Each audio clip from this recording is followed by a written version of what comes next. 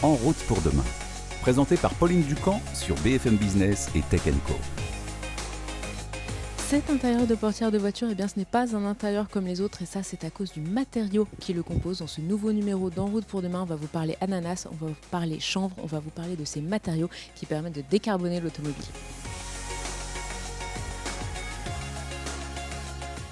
Décarboner l'automobile, ça passe par la voiture électrique, la voiture à hydrogène, mais ça passe aussi par de nouveaux matériaux qui, lorsqu'ils seront produits, émettront moins de CO2, comme cet intérieur de porte. On dirait du cuir, eh bien non, en fait c'est de l'ananas. Ou cet élément, on dirait du plastique, eh bien non, c'est du plastique recyclé avec du chanvre, des matériaux recyclés, des matériaux biosourcés, c'est ce qu'on développe ici à Lyon. Nous sommes chez Materiact, c'est la filiale dédiée à ces nouveaux matériaux de l'équipementier Forvia et on va voir dans ce laboratoire comment on développe ces matériaux, comment on les teste. Alexandre, vous êtes ingénieur en R&D. Là, on est dans le laboratoire de Materiact. Vous faites des tests. Est-ce que vous pouvez nous expliquer justement quel type de tests vous réalisez sur ces matériaux de demain ?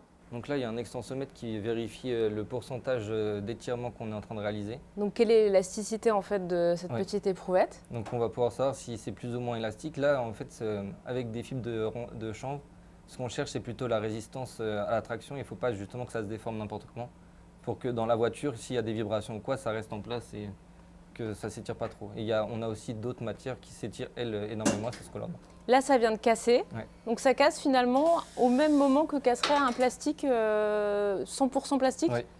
Et sur ce type de matériau, on cherche surtout un haut module. Et là, on voit qu'il est au même niveau que des plastiques normaux.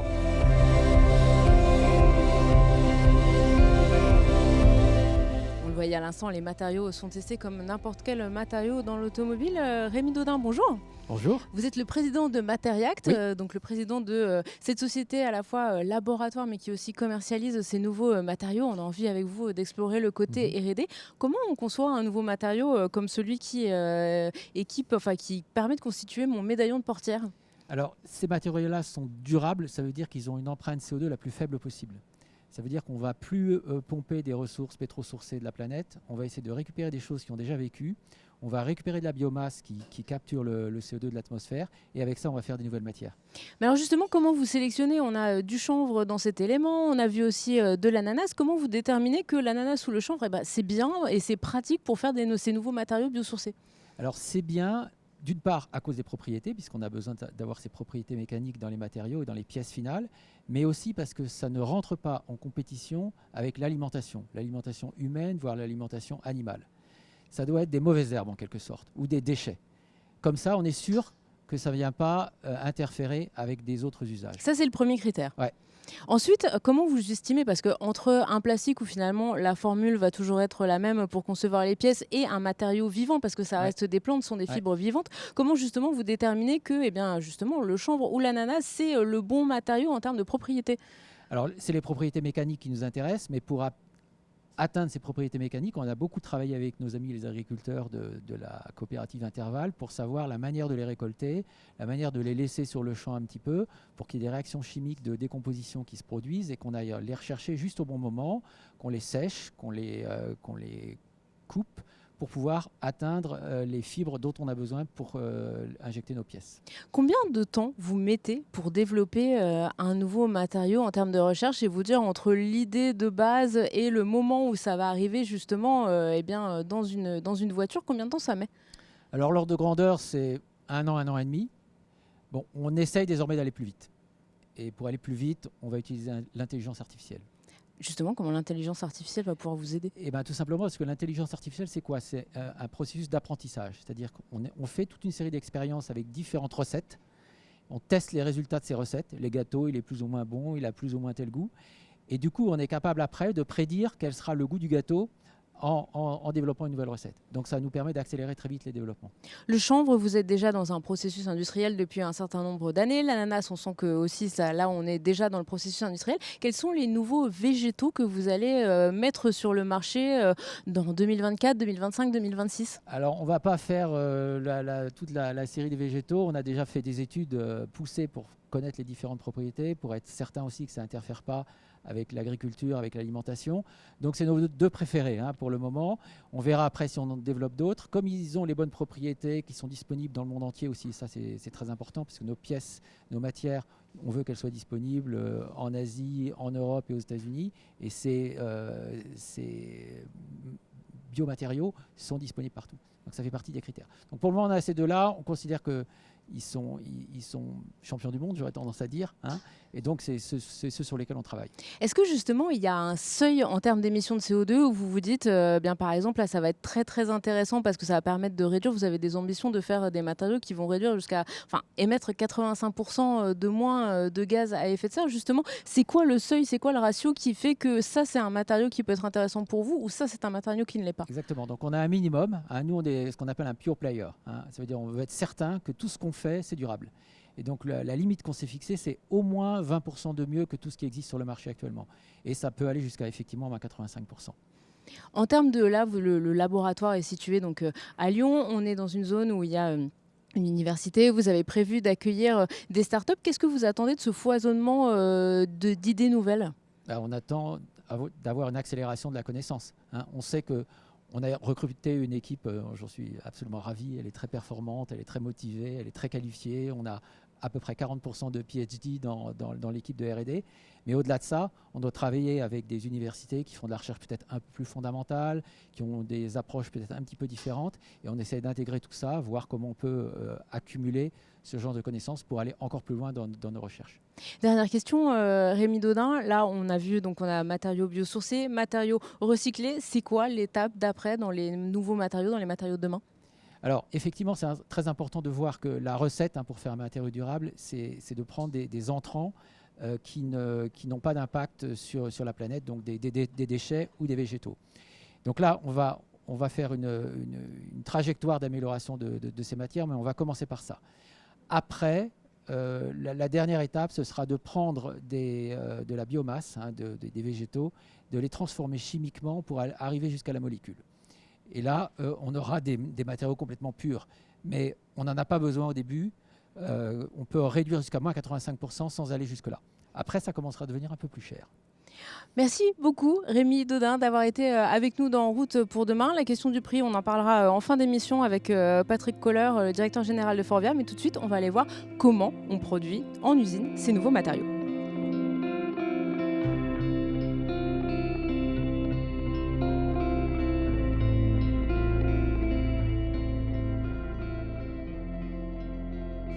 Matériaux biosourcés pour fabriquer mon médaillon de portière. Il est produit ici à Dijon. Nous sommes chez APM. APM, c'est une co-entreprise entre Forvia, donc l'équipementier automobile, et une coopérative agricole, Interval. C'est Interval qui fournit notamment le chanvre qui sert à fabriquer ce matériau. Le chanvre, il est produit en fait dans les champs tout autour de l'usine à quelques dizaines de kilomètres et nous allons vous montrer comment on fabrique ce matériau biosourcé.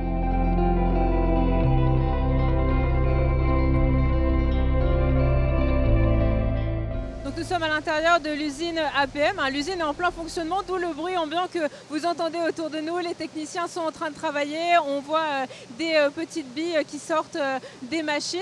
Et nous sommes avec Pierre Demortin. Bonjour Pierre. Bonjour. Vous êtes le directeur général d'APM. Alors est-ce que vous pouvez nous expliquer la première étape pour composer ces matériaux biosourcés, étape qu'on voit juste derrière nous? Tout à fait. Donc ici, on va récupérer des fibres naturelles et on va les mélanger avec des plastiques recyclés. Et on va en fait des spaghettis, on va doser les matériaux et on va ensuite pouvoir en faire des granulés qui pourront être utilisés dans toute l'industrie. Finalement, si je vous écoute, la première étape, c'est vraiment de la cuisine. Exactement, tout à fait. On a vraiment une formulation, on va devoir respecter cette formulation de façon très précise, de façon à avoir des matériaux qui sont très performants et dont on va mettre le juste nécessaire afin qu'ils soient les plus décarbonés possibles. Et on se retrouve avec des petits grains noirs, des petits granulés comme ceux qui sont devant nous, on dirait des petits grains de café ou comme des petites billes de plastique. Pierre, combien de temps il a fallu pour arriver à ce résultat? Alors il a fallu 15 ans de développement et aujourd'hui on a une chaîne de valeur qui est capable de produire ce type de produit en 2 jours. Et donc ces petits grains de matière biosourcée, ça va ensuite servir à faire la pièce, à faire mon médaillon de portière que je vous montre depuis le début de l'émission. Exactement, aujourd'hui cette matière, ce granulé, concentre tout le savoir-faire à la fois d'une coopérative agricole, d'un grand groupe équipementier industriel français et est capable d'aller dans toutes les voitures du monde entier pour tous les constructeurs. Là aujourd'hui, on sait que l'étape c'était de faire des matériaux qui sont sur des pièces qu'on ne voit pas, hein, comme mon médaillon de portière. Est-ce que demain, ces petites billes, elles serviront aussi à faire des éléments qu'on pourra voir, qu'on pourra toucher quand on est client de l'automobile? Tout à fait. On a travaillé en fait depuis plusieurs années avec l'ADEME pour en fait développer des nouveaux matériaux.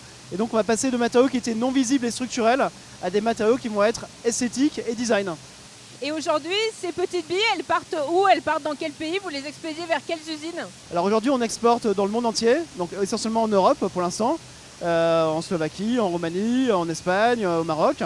Et on va ensuite exporter aussi en Asie ou en Argentine. Merci beaucoup Pierre de Mortin. Très bien, merci à vous.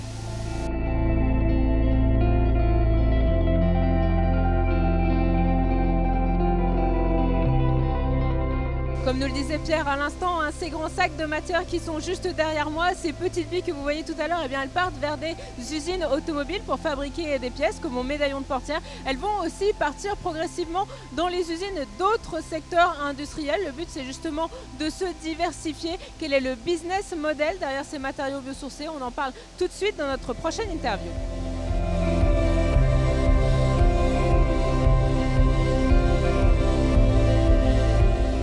Nous accueillons donc sur ce plateau Patrick Koller, directeur général de Forvia. Merci beaucoup d'être avec nous aujourd'hui, de nous recevoir, puisque nous sommes revenus à Lyon chez Matériact. Depuis le début de cette émission, vous le voyez, hein, je me balade avec mon petit médaillon d'intérieur de porte. Ça fait depuis pratiquement une décennie que vous travaillez chez Forvia sur ces questions de matériaux, notamment biosourcés. On sent une accélération depuis un an. Qu'est-ce qui vous a poussé justement à accélérer, à aller plus loin, à créer Matériact, vraiment à en faire un pilier de votre stratégie?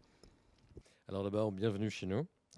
Nous avons annoncé que nous voudrions réduire notre CO2 sur le scope 3, le scope 3 étant l'utilisation de nos produits dans la vie de la voiture, de 45% d'ici 2030. On est en 2023, on est à la porte de 2024, ce qui veut dire qu'il nous reste 6 ans pour atteindre cette baisse qui est quand même significative. On ne part pas complètement de zéro, puisque en fait, on a comme année de référence 2019. Mais ceci dit, on n'a que 2 cycles de voitures, donc 2 renouvellements seulement, pour atteindre cette baisse. Donc il est urgent de travailler de façon très intensive sur ces nouveaux matériaux pour réussir effectivement à abaisser notre CO2 par des matériaux recyclés, ce qui neutralise le CO2, et par l'utilisation de matériaux biosourcés qui sont négatifs en CO2. Justement, aujourd'hui, tout au long de cette émission, en fait, nous nous sommes promenés entre Lyon, où vous avez Matériact, votre laboratoire, et puis Dijon avec l'usine APM.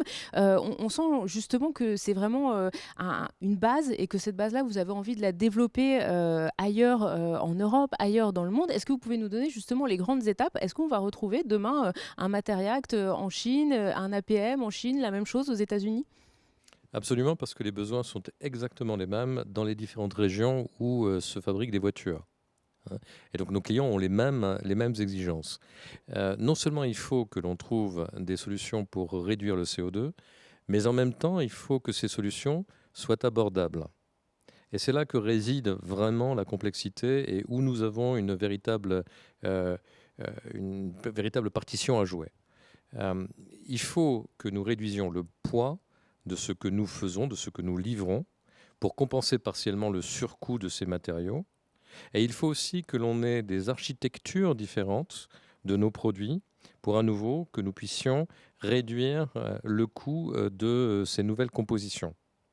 Sans ça, ça va être très difficile. Et il est impensable que ces nouveaux matériaux contribuent à l'inflation des coûts des voitures. Justement, vous me tendez une perche, vous parlez de surcoût entre une pièce plastique classique et puis une pièce avec du plastique recyclé associé à du chanvre. C'est quoi le différentiel de prix? Alors c'est difficile à répondre de façon précise à cette question. Tout dépend vraiment du nombre de composants, de la formulation, des spécifications de la pièce. Mais je dirais qu'on est entre 10 et 15% de surcoût.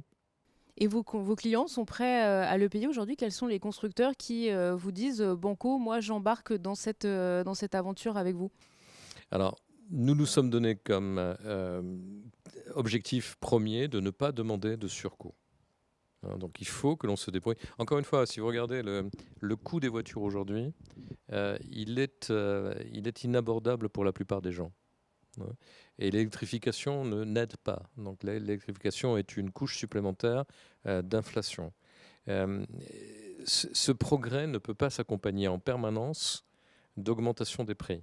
Donc il faut que l'on trouve, et ce sont nos ingénieurs qui doivent y travailler, il faut que l'on trouve des solutions pour absorber ce delta coût. Ce delta coût, il est structurel, on le comprend bien.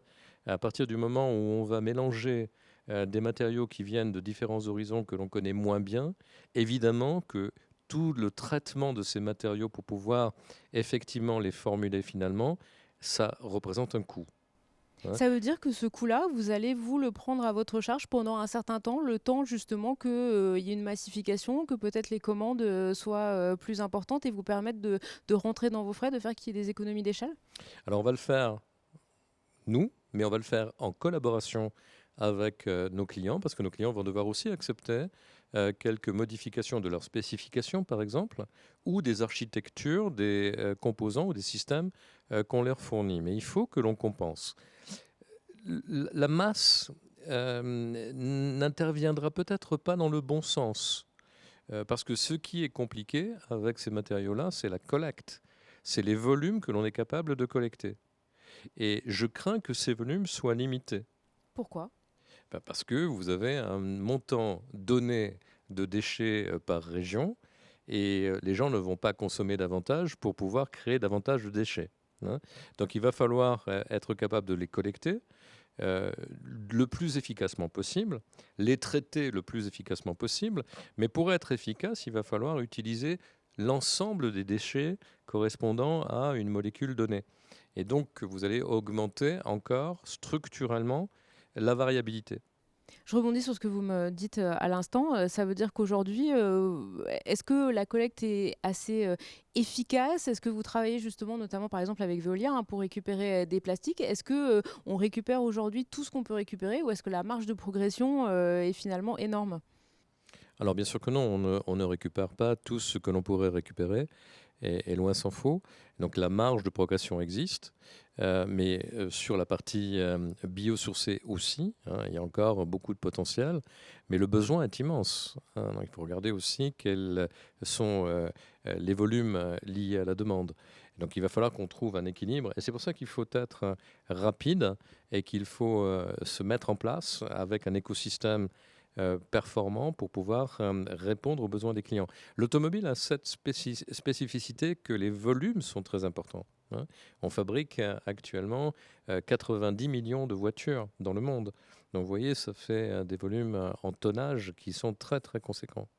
Vous me disiez à l'instant travailler avec justement vos clients, les constructeurs, pour revoir la manière dont ils conçoivent leurs pièces pour que justement ce soit plus efficace en termes de matière. Est-ce que vous pouvez nous donner un ou deux exemples concrets de pièces sur lesquelles vous travaillez, où il faut se dire, ou de modèles sur lesquels on verra justement ce nouveau travail de conception pour travailler avec ces matériaux, ces nouveaux matériaux? Eh bien, par exemple, je vous en ai parlé tout à l'heure, lorsque vous mélangez du matériau recyclé avec du matériau vierge, vous avez une variabilité matière qui augmente.